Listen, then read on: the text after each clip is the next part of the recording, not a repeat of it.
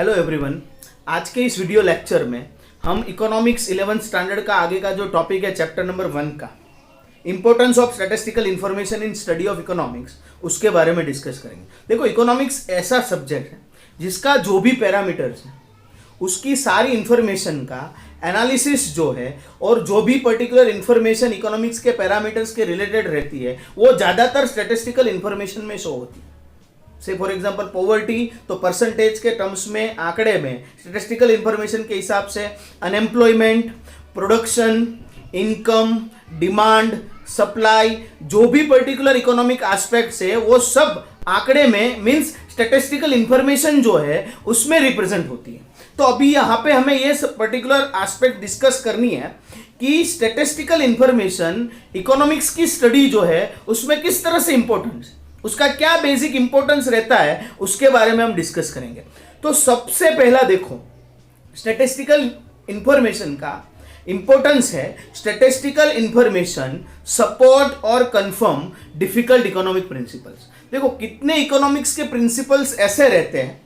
कि जो particular economics के प्रिंसिपल्स की वैलिडिटी चेक करनी है, हमें ट्रस्टवर्दीनेस चेक करनी है कि भाई ये विश्वास पात्र है कि नहीं।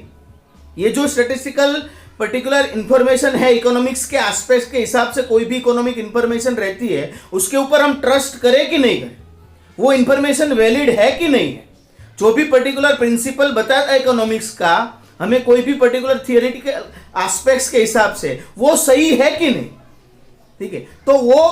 पर्टिकुलर इंफॉर्मेशन सही है कि गलत है, वैलिड है कि नहीं, उसके ऊपर हम ट्रस्ट कर सकते हैं कि नहीं कर सकते हैं, उसके बारे में जो सपोर्ट हमें मिलता है वो स्टैटिस्टिकल इंफॉर्मेशन से मिलता है। कि स्टैटिस्टिकल इंफॉर्मेशन हमें वो जो डिफिकल्ट प्रिंसिपल रहता है इकोनॉमिक्स का उसको सपोर्ट वे में इंफॉर्मेशन जो है वो प्रोवाइड करते हैं। से for example law of demand का जो प्रिंसिपल है वो ऐसा कहता है कि जब प्राइस इंक्रीज होती है तो डिमांड डिक्रीज होती है, प्राइस डिक्रीज होती है तो डिमांड इंक्रीज होती है। अब ये पर्टिकुलर प्रिंसिपल जो है उसको सपोर्ट करने के लिए अगर हम ये पर्टिकुलर एस्पेक्ट को स्टैटिस्टिकल इंफॉर्मेशन यानी आंकड़े के हिसाब से प्रेजेंट करने की कोशिश करेंगे तो इजीली हमें ये एस्पेक्ट्स जो है वो समझ में आ जाएगा, वो कंफर्म करेगा वो प्रिंसिपल को स्टैटिस्टिकल इंफॉर्मेशन के हिसाब से कि भाई नहीं, ये जो भी इकोनॉमिक्स का प्रिंसिपल है वो सही है, उसको सपोर्ट करेगा ये स्टैटिस्टिकल इंफॉर्मेशन, उसको कंफर्म करेगा। तो ये पहला इंपॉर्टेंट पॉइंट्स है स्टैटिस्टिकल इंफॉर्मेशन का इकोनॉमिक्स की स्टडी में। दूसरा है give an idea about changing trend of economic parameter. देखो, इकोनॉमिक्स के जो भी पैरामीटर रहते हैं टाइम पीरियड के हिसाब से उसका ट्रेंड जो है वो चेंज हो रहा है। कोई इंफॉर्मेशन स्टैटिस्टिकल इंफॉर्मेशन के हिसाब से ये जो इकोनॉमिक्स का पैरामीटर है उसका इंक्रीजिंग ट्रेंड है मींस बढ़ रहा है, डिक्रीजिंग ट्रेंड है मींस कम हो रहा है, वो पर्टिकुलर एस्पेक्ट्स जो है वो स्टेबल हो रही है, ये सब हमें जानना है ट्रेंड उसका। तो वो ट्रेंड भी हम इकोनॉमिक इंफॉर्मेशन जो स्टैटिस्टिकल वे में रिप्रेजेंट होती है उसके हिसाब से इजीली आइडेंटिफाई कर सकते हैं। से फॉर एग्जांपल कि भाई इंडिया में पॉवर्टी 1951 से लेके 2001 का हमारे पास डेटा रहेगा और वो डेटा शो करेगा। से फॉर एग्जांपल कि भाई जो भी पर्टिकुलर पॉवर्टी है 1951 में से फॉर एग्जांपल 70% थी, फिर 50 हुई, फिर 30 हुई, 26 हुई, से फॉर एग्जांपल 19 हुई, तो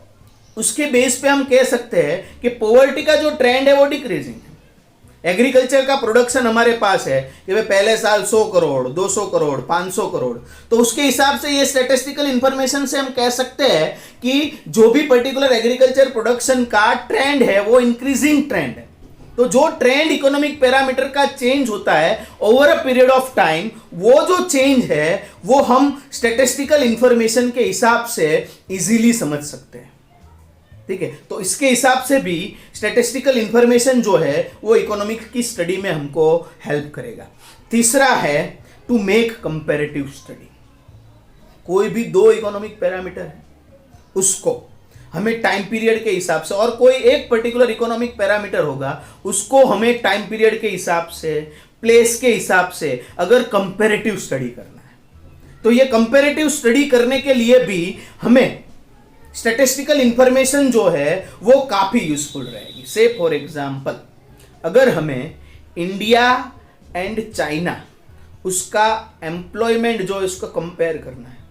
उसकी पॉवर्टी कंडीशन है उसको कंपेयर कर, उसकी पॉपुलेशन की कंडीशन है उसको कंपेयर करनी है कि भाई वस्ती जो हम बोलते हैं वो चाइना में कितनी है, इंडिया में, उसका कंपेरेटिव स्टडी करना है कि भाई मेल फीमेल की कितनी है, रूरल अर्बन में कितनी पॉपुलेशन है, वस्ती है चाइना और इंडिया में, दो पर्टिकुलर कंट्री की हमें कंपेयर करनी है, तो वो भी स्टैटिस्टिकल इंफॉर्मेशन से इजीली हो सकती है कि भाई इंडिया की पॉपुलेशन से फॉर एग्जांपल 121 करोड़, चाइना की से फॉर एग्जांपल 130 करोड़, तो उसके हिसाब से हम बोल सकते हैं, कंपेयर कर सकते हैं कि भाई as compare to India China की जो पॉपुलेशन वो है हाई। चाइना की पॉपुलेशन में से फॉर एग्जांपल फीमेल प्रोपोर्शन जो है वो 40% है, इंडिया में 30% है से फॉर एग्जांपल, तो हम कह सकते हैं कि भाई चाइना में फीमेल पॉपुलेशन इंडिया की कंपेयर में क्या है, ज्यादा है। तो इस तरह से कोई भी पर्टिकुलर इकोनॉमिक पैरामीटर की इंफॉर्मेशन होती है, वो प्रोडक्शन की हो, डिमांड की हो, इनकम की हो, सप्लाई की हो, पॉवर्टी हो, अनएम्प्लॉयमेंट हो, कोई भी इकोनॉमिकल एस्पेक्ट्स होगी, अगर उसको हम दो प्लेस में, दो टाइम पीरियड में, भाई 1951 में कितना था पॉवर्टी, 2011 में कितना पॉवर्टी है, अगर दोनों को हमें कंपेयर करना है इकोनॉमिक्स के ये डेटा को, तो स्टैटिस्टिकल इंफॉर्मेशन के हिसाब से इजी वे में हम ये पर्टिकुलर थिंग जो है उसको कंपेयर कर सकते हैं। ठीक है, तो इस तरह से भी स्टैटिस्टिकल इंफॉर्मेशन हमको हेल्पफुल है। ठीक है, फिर है आगे का to make precise presentation of facts.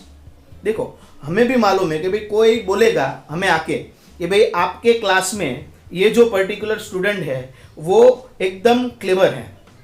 Minded है, इंटेलिजेंट है, तो हम ऐसे बिलीव करेंगे उसके साथ। अगर कोई हमें आके देगा कि देख लो ये इसका लास्ट 5 इयर्स का रिजल्ट है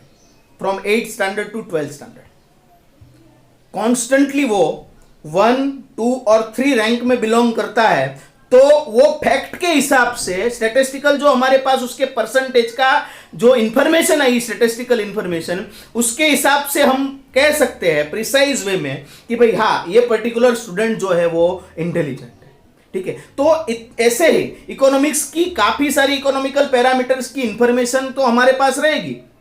फैक्ट के हिसाब से, पर वो फैक्ट को प्रिसाइज वे में हमें कि भाई हम ये बोलते हैं कि इंडिया में पॉपुलेशन इंक्रीज हो रहा है, ये फैक्ट है,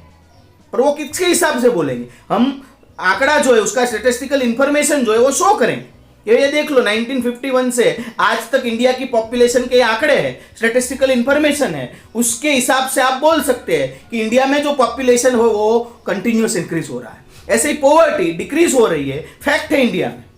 पर किसके हिसाब से आप बोलोगे, उसको कैसे प्रेजेंट करेंगे, वो पर्टिकुलर फैक्ट है उसको प्रिसाइज वे में कैसे प्रेजेंट करेंगे। तो उसको प्रिसाइज वे में प्रेजेंट करने के लिए हमें सपोर्ट के तौर पे इकोनॉमिकल पैरामीटर की स्टैटिस्टिकल इंफॉर्मेशन जो है उसका यूज करना पड़ेगा।